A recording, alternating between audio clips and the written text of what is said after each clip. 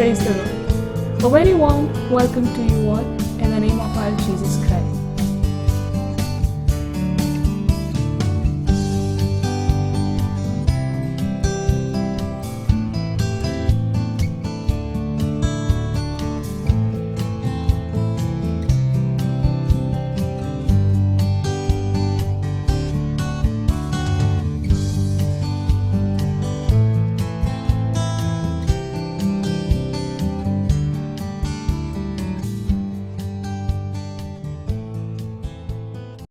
Dear God's people, praise the Lord. Thank you for joining us today. Best way to defeat Satan is through the Word of God. Therefore, let's hear the Word of God as shared by Sister Manisha Borude. Here she comes. Praise the Lord.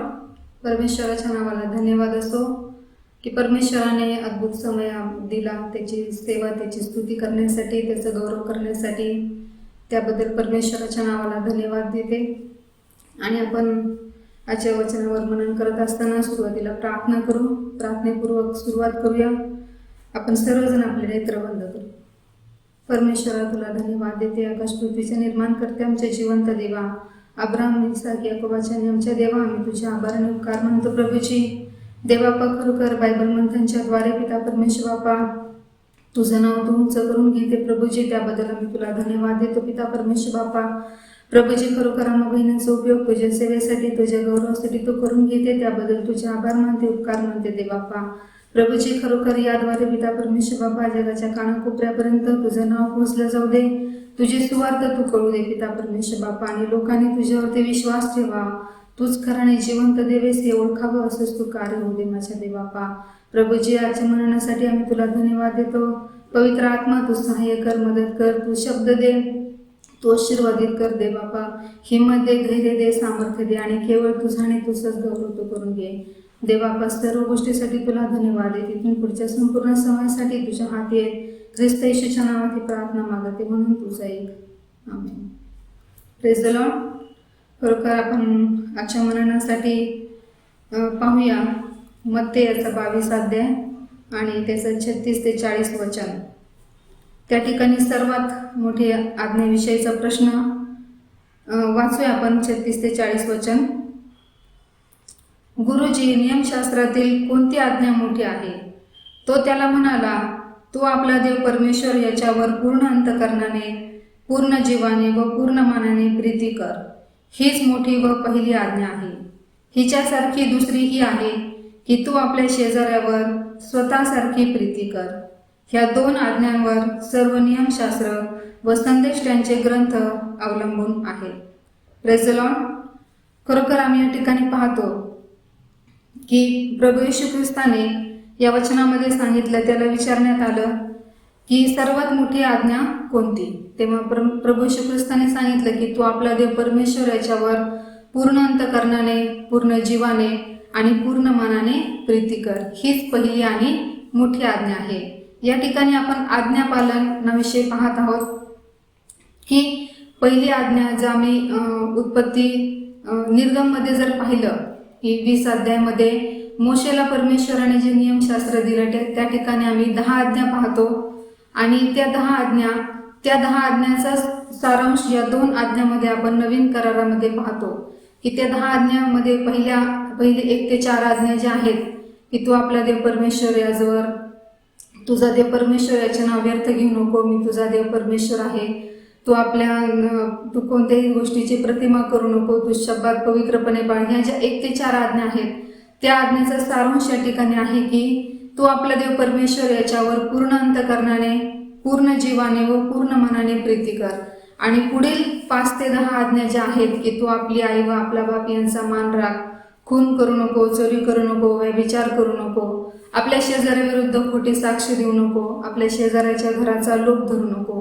ह्या 5 आज्ञाचा सारांश दुसऱ्या आज्ञेमध्ये आहे की 39 वचनामध्ये की तू आपल्या शेजाऱ्यावर स्वतःसारखी प्रीती कर. प्रियांनो, आम्ही पाहतो की आमच्या जीवनामध्ये, ख्रिस्ती जीवनामध्ये आज्ञापालन हे खूप गरजेचं आहे. आज्ञापालनाचे आम्ही संपूर्ण पवित्र शास्त्रामध्ये जर आम्ही पाहिलं, उत्पत्तीच्या पुस्तकापासून परमेश्वराने आदम आणि हवा यांना आज्ञा दिली होती की तुम्ही बागेतील कोणत्याही झाडाचं फळ तुम्ही खाऊ शकता, फक्त बऱ्या वाईटाचं ज्ञान करून देणाऱ्या झाडाचं फळ तुम्ही खाऊ नका, ही परमेश्वराने त्यांना आज्ञा दिली होती. आणि त्यांनी त्या आज्ञेचा जोपर्यंत त्यांनी त्या आज्ञेचं पालन केलं तोपर्यंत ते परमेश्वराच्या सहभागितेमध्ये होते. आणि आम्ही पाहतो की जेव्हा त्यांनी ती आज्ञा मोडली, आज्ञाभंग केला, तेव्हा त्यांच्या जीवनामध्ये पाप आलं. परमेश्वराची सहभागितेपासून ते दूर गेले आणि परमेश्वरापासून ते काय झाले, लपले. आमच्या जीवनामध्ये देखील तेच होतं. आम्ही आज्ञापालन जोपर्यंत करतो, परमेश्वराची सहभागिता, परमेश्वराचा आत्मा आमच्या संगती असतो. पण ज्या वेळेला आम्ही आज्ञाभंग करतो, देवाच्या सहभागितेपासून आम्ही दूर जातो. परमेश्वर कधी आमच्यापासून दूर जात नाही, आम्ही त्याच्यापासून दूर जातो. किंवा कारण की जेव्हा आम्ही आज्ञाभंग करतो तेव्हा आमच्या हातून पाप घडतं. आणि आम्ही पुढे जर पाहिलं की आज्ञापालनामुळे मिळणारे आशीर्वाद, अनुवाद याचा 28 अध्याय, त्या संपूर्ण अध्यायामध्ये आम्ही जर पाहिलं तर आज्ञापालन केल्यामुळे काय आशीर्वाद आम्हाला प्राप्त होतात आणि आज्ञाभंग केल्यामुळे काय शाप आमच्यावरती येऊ शकतात. जर आम्ही पाहिलं अनुवादचं संपूर्ण अध्याय ते आज्ञापालन आणि आज्ञाभंग याच्यावरतीच आहे. तसंच आम्ही पुढे जर पाहिलं की अब्राहमाचं उदाहरण आमच्यासमोर आहे. परमेश्वराने त्याला सांगितलं उत्पत्तीचा 12वा अध्याय आणि 1ल्या वचनामध्ये की तू आपला देश सोड आणि आपले नातेवाईक, आपल्या बापाचं घर सोडून मी सांगेल त्या देशामध्ये जा. आणि परमेश्वराने अब्राहमाशी त्यावेळेला जो करार केला, जी आज्ञा त्याला दिली होती की मी तुझ्याद्वारे एक मोठं राष्ट्र निर्माण करेल आणि तू राष्ट्रसमूहाचा जनक होशील. त्यावेळेला अब्राहम जो होता त्यावेळेला त्याच्याकडे काही नव्हतं, पण त्याने आज्ञापालन त्यांनी केलं. आणि आम्ही पुढे जर पाहिलं अब्राहमाच्या जीवनामध्ये तर तो विश्वासणाऱ्यांचा पिता असं त्याला म्हणण्यात आलं. हे आज्ञापालनाच्या द्वारेच अब्राहमाच्या जीवनामध्ये आम्ही पाहू शकतो की असंख्य आशीर्वाद त्याच्या जीवनामध्ये त्याला मिळाले. प्रियांनो, आमच्या जीवनामध्ये देखील आज्ञापालन हे खूप गरजेचं आहे. आम्ही जर पाहिलं प्रत्येक शाळा किंवा कोणतीही संस्था घेतली, कोणते ऑफिस घेतलं, त्या प्रत्येक ठिकाणी काही ना काही नियम आहेत. शाळा जर घेतली तर मुलांनी युनिफॉर्ममध्येच यायचं किंवा स्कूल बॅग, हे सगळ्या गोष्टीचे नियम किंवा एक शाळेचा वेळ ठरलेली असतो त्या वेळेनंतर आलं, अशा भरपूर साऱ्या गोष्टीचे नियम जगित जीवनामध्ये पण आम्ही पाहतो. तसंच परमेश्वराला देखील आमचा परमेश्वर हा सुव्यवस्थेचा देव आहे. त्याला बेशिस्तपणा आवडत नाही. आमचा परमेश्वर हा सुव्यवस्थेचा परमेश्वर आहे आणि शिस्तपालन, आज्ञापालन हे परमेश्वराला अतिप्रिय आहे. तसंच ख्रिस्ती जीवनासाठी देखील परमेश्वराने आम्हाला नियम लावून दिले आहेत. पहिले 5 पुस्तकामध्ये आम्ही पाहिलं, उत्पत्ती, निर्गम, लेवीय, गणना, अनुवाद, यामध्ये संपूर्ण ख्रिस्ती जीवनासाठीचं नियमशास्त्र परमेश्वराने मोशेच्या द्वारे आम्हाला दिलेलं आहे. त्यानंतर आम्ही देवावरती या ठिकाणी जर आम्ही पुन्हा मत्तेयाचा 22 अध्याय आणि त्याच्यामध्ये 37 वचनावरती पुन्हा येऊ की तो त्याला म्हणाला, तू आपला देव परमेश्वर याच्यावर पूर्ण अंतकरणाने, पूर्ण जीवाने व पूर्ण मनाने प्रीती कर. आम्ही कशा प्रकारे परमेश्वरावरती प्रेम करू शकतो? आमच्या जीवनामध्ये आम्ही सर्व गोष्टीमध्ये प्रथम स्थान त्या परमेश्वराला देऊया. Praise the Lord.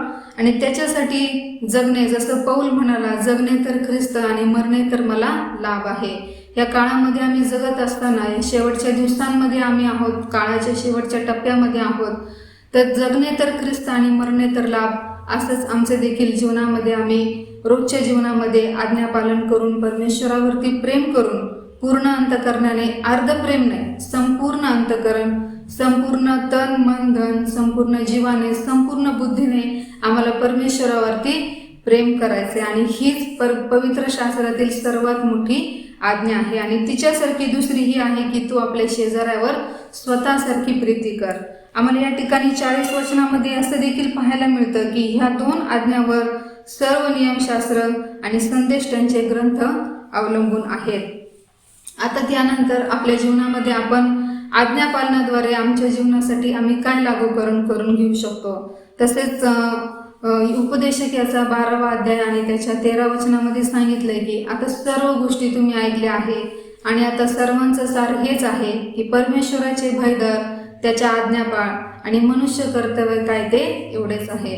तर परमेश्वराची आमच्याकडून हीच अपेक्षा आहे की आम्ही त्याचं भय धरावं, त्याच्या आज्ञा पाळावा आणि परमेश्वराला आवडणारं जीवन आम्ही जगावं, हीच देव आमच्याकडून अपेक्षा करतो. आणि आम्ही परमेश्वरावरती संपूर्ण मनाने, संपूर्ण जीवाने आणि संपूर्ण बुद्धीने, संपूर्ण अंतःकरणाने त्याच्यावरती प्रेम करावं, हीच परमेश्वर आमच्याकडून अपेक्षा करतो.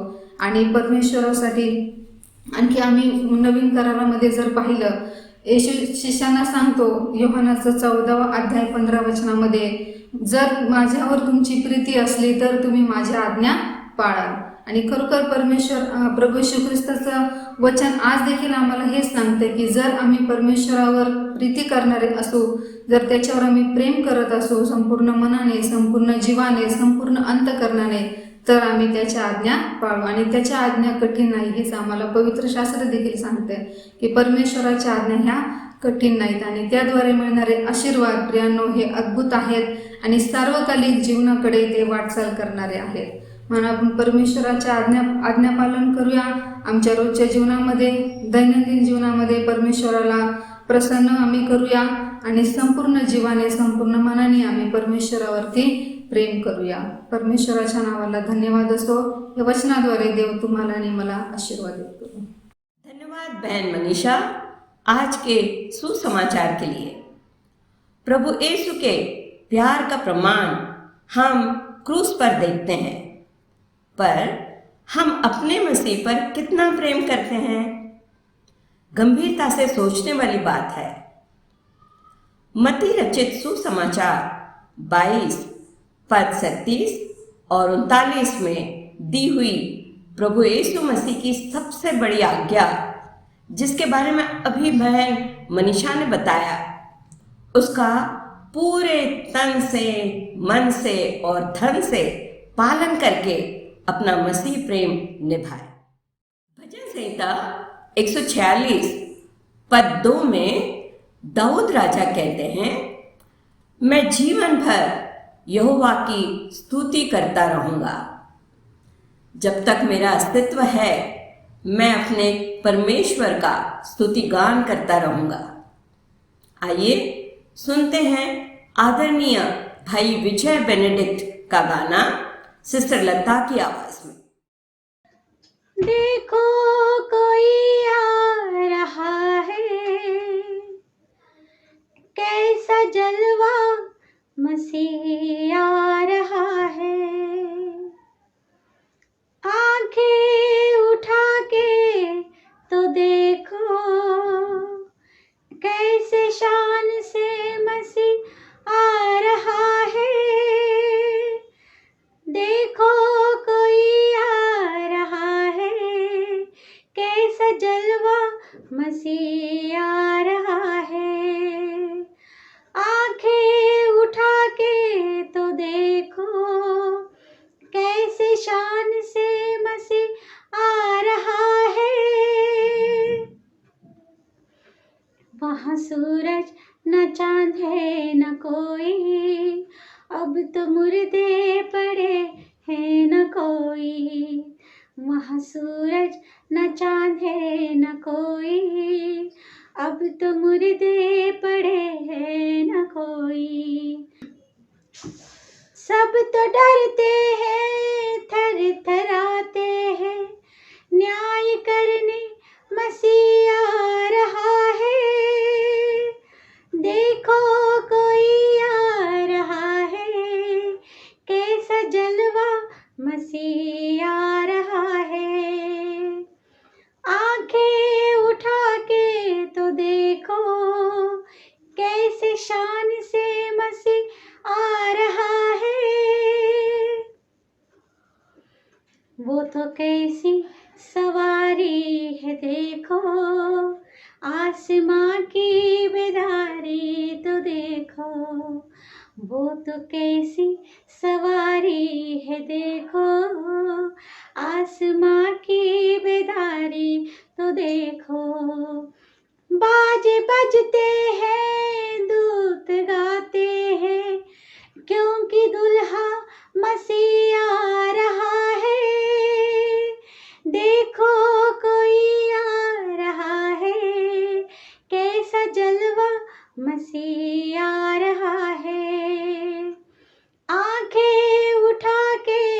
देखो कैसे शान से मसीह आ रहा है।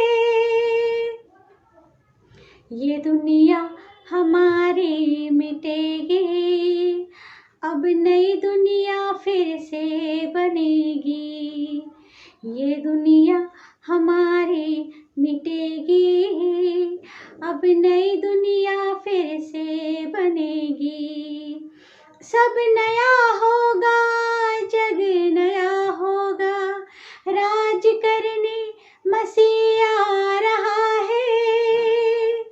देखो कोई आ रहा है, कैसा जलवा मसीह आ रहा है। आंखें उठा के तो देखो कैसे शान से मसीह आ रहा है। देखो कोई आ रहा है, कैसा जलवा मसीह आ रहा है। आंखें उठा के तो देखो कैसे शान से मसीह आ रहा है। Hallelujah, hallelujah, hallelujah, hallelujah. Sister Lata, ढेर सारी दुआएं आप सबको।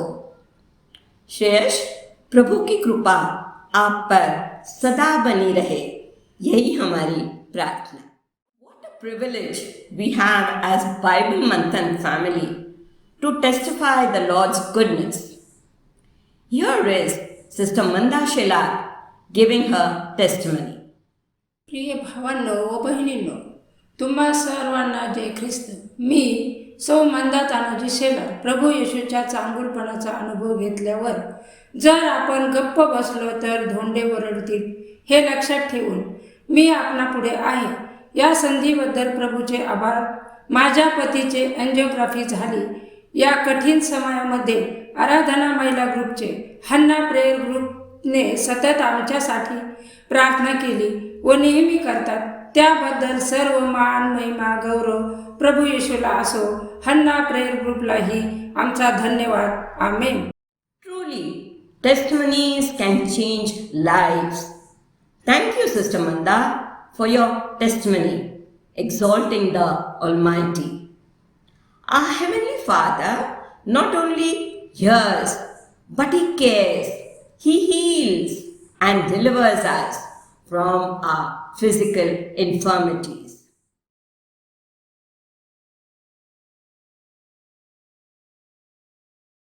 प्यारे भाइयों और बहनों, यीशु जैसा मित्र कहाँ, ये गीत हम गाते हैं।